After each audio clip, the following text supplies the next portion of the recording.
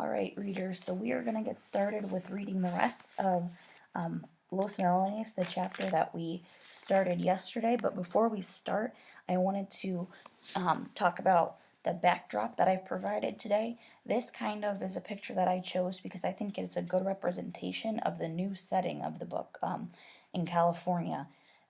We left off yesterday where Esperanza and her family are traveling to the camp that they're going to be working at, and they're in a truck and they're kind of winding through valleys, going up and down.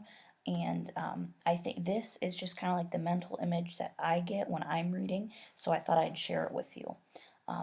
So, today you're going to be listening, and this is just a friendly reminder to make sure you're paying attention in the book and following along as I'm reading.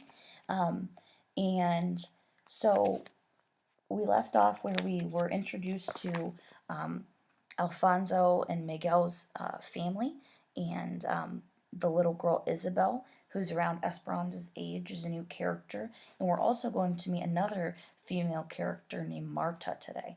So at the end of listening, we're going to compare and contrast some of these characters, so make sure you're paying special attention, all right? So we are at the bottom of page 93, so go ahead and open up, and we are going to read that last sentence on page 93. So that's where we're starting. So here we go. They were heading down a steep grade on Highway 99 when Isabel said, "Look." Esperanza leaned around the side of the truck. As they rounded a curve, it appeared as if the mountains pulled away from each other, like a curtain opening on a stage, revealing the San Joaquin Valley below. Flat and spacious, it spread out like a blanket of patchwork fields. Esperanza could see no end to the plots of yellow, brown, and shades of green. The road finally leveled out on the valley floor, and she gazed back at the mountains from where they'd come. They looked like monstrous lions' paws resting at the edge of the ridge. A big truck blew its horn, and Juan pulled over to let it pass, its bed bulging with cantaloupes. Another truck and another did the same. A caravan of trucks passed them, all piled high with the round melons. On one side of the highway, acres of grapevines stretched out in soldiered rows and swallowed up the arbors.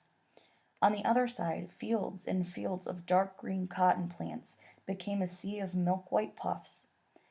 This was not a gently rolling landscape like Aguas Calientes. For as far as the eye could travel, the land was unbroken by even a hillock. Esperanza felt dizzy looking at the repeated straight rows of grapes and had to turn her head away. They finally turned east off the main highway. The truck went slower now, and Esperanza could see workers in the fields. People waved, and Juan honked the truck horn in return. Then he pulled the truck to the side of the road and pointed to a field that had been cleared of its harvest. Dried, rambling vines covered the acre, and leftover melons dotted the ground. "The field markers are down. We can take as many as we can carry," he called back to them.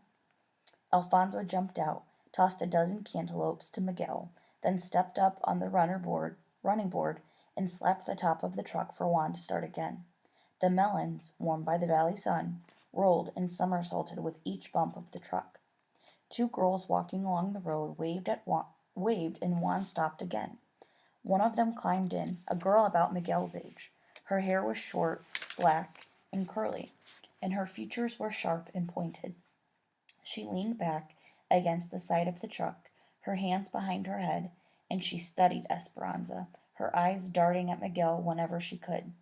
"This is Marta," said Isabel. "She lives at another camp where they pick cotton, but it is owned by a different company. Her aunt and uncle live at our camp, so she stays with them sometimes."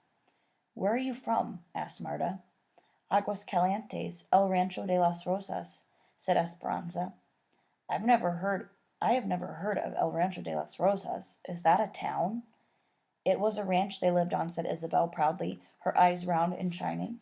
"Esperanza's father owned it, and thousands of acres of land. She had lots of servants and beautiful dresses, and she went to private school too. Miguel is my cousin, and he and his parents worked for them." "So you're a princess who's come to be a peasant? Where's all your finery?" Esperanza stared at her and said nothing. What's the matter? Silver spoon stuck in your mouth? Her voice was smart and biting. A fire destroyed everything. She and her mother have come to work, like the rest of us, said Miguel. Confused, Isabel added, Esperanza's nice. Her papa died. Well, my father died too, said Marta. Before he came to this country, he fought in the Mexican Revolution against people like her father, who owned all the land. Esperanza stared back at Marta, unblinking. What had she done to deserve this girl's insults? Through gritted teeth, she said, You know nothing of my papa. He was a good, kind man who gave much of his property to his servants. That might be so, said Marta, but there were plenty of the rich who did not. That was not my papa's fault. Isabel pointed to one of the fields, trying to change the subject. Those people are Filipinos, she said. They live in their own camp. And see over there? She pointed to a field down the road. Those people are from Oklahoma. They live in Camp 8. There's a Japanese camp, too. We all live separate and work separate. They don't mix us. They don't want us banding together for higher wages or better housing, said Marta. The owners think if Mexicans have no hot water, that we won't mind as long as we think no one has any. They don't want us talking to the Okies from Oklahoma or anyone else who might discover that they have hot water. See? Do the Okies have hot water? Asked Miguel. Not yet, but if they get it, we will strike. Strike? Said Miguel. You mean you will stop working? Don't you need your job? Of course I need my job, but if all the workers join together and refuse to work, we might all get better conditions. Are the conditions so bad? Asked Miguel. Some are decent.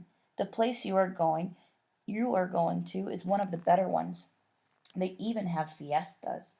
There's a Jamaica this Saturday night. Isabel turned to Esperanza. You will love the Jamaicas. We have them every Saturday night during the summer. There is music and food and dancing.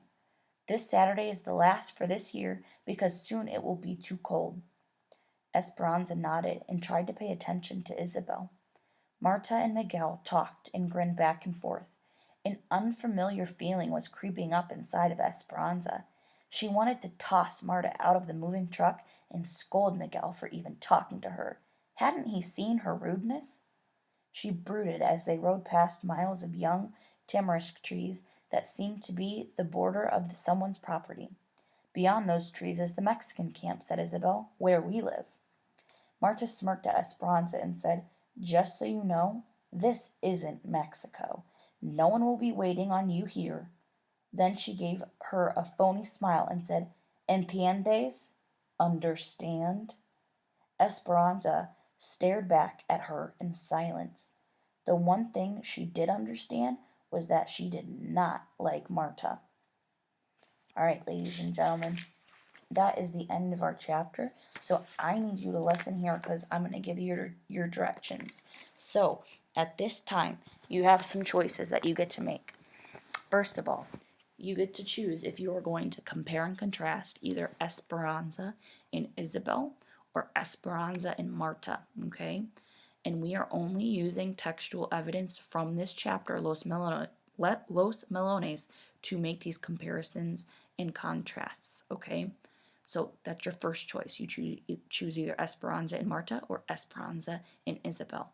Your second choice, you get to choose if you want to complete a interactive online Venn diagram like we did yesterday.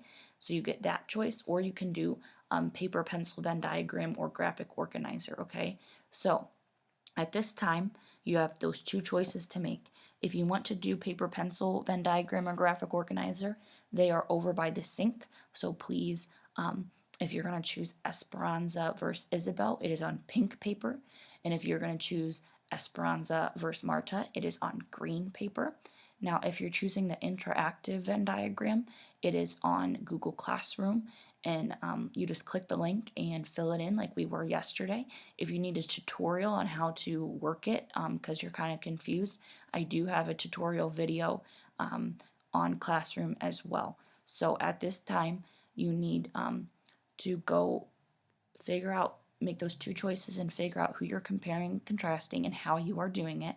And you need to make two comparisons, or two comparisons in the middle, and then two contrasts for Esperanza and two contrasts for the other character that you choose. Okay, so go ahead at this time and do that for me. Have fun and good luck.